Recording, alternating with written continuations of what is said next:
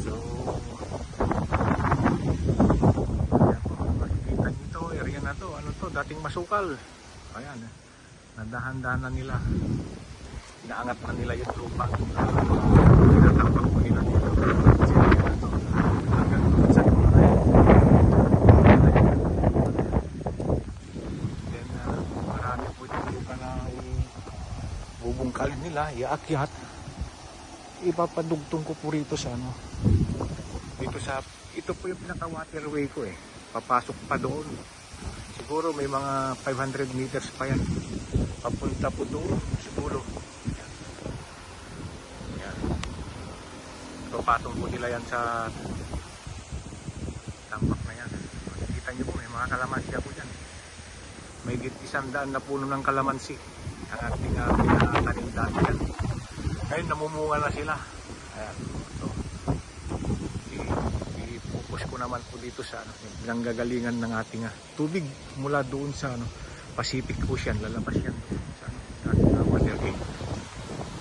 So, balik po tayo. Ito po yung ano, mga dumi dyan sa, ano, sa loob na tinanggal nila.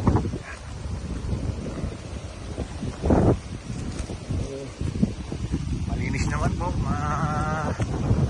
Maglakad-lakad ka rito, exercise. Ha?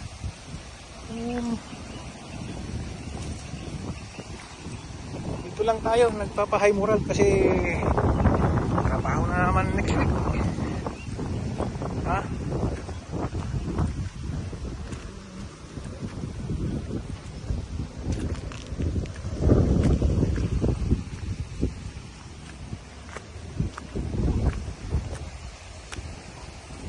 So medyo gumaganda na po yung ano, tubig natin. Di tulad nung last month na medyo maulan-ulan pa.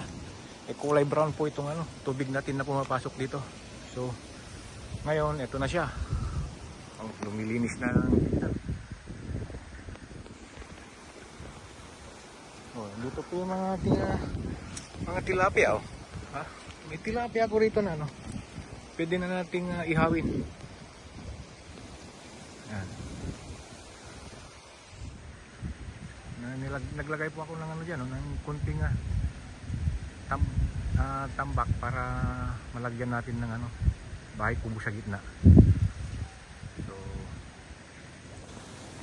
ito po ang ating pinagkakalibangan pagka na papagod tayo at gusto ng ating katawan at isip na magpahinga. Weekends dito lang po ako.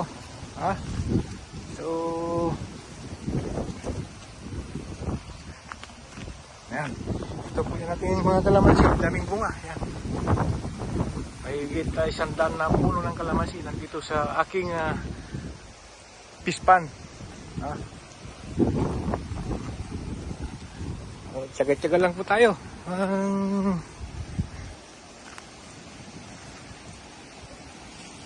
Kung mayroon tayong pinaghihirapan pagkatapos niyan, meron din tayong pagkakalibangan. Yan. So,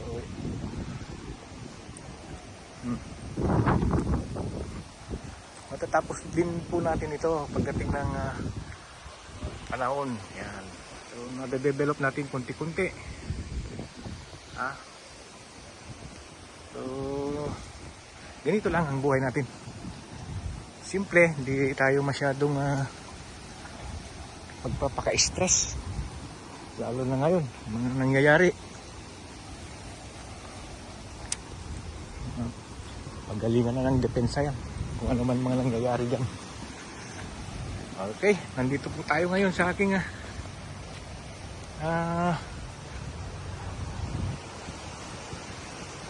ating naglagay din po tayo rito ng ano, ng mga pato. Yan oh. Ang dami. Oh, may naglilimlim po diyan na 3 inahan yata. So okay, ayan po. Naririnig yung ano, pagaspas ng hangin. Nililipad yung bubong sa taas. Papayos din natin itong kubo-kubo natin.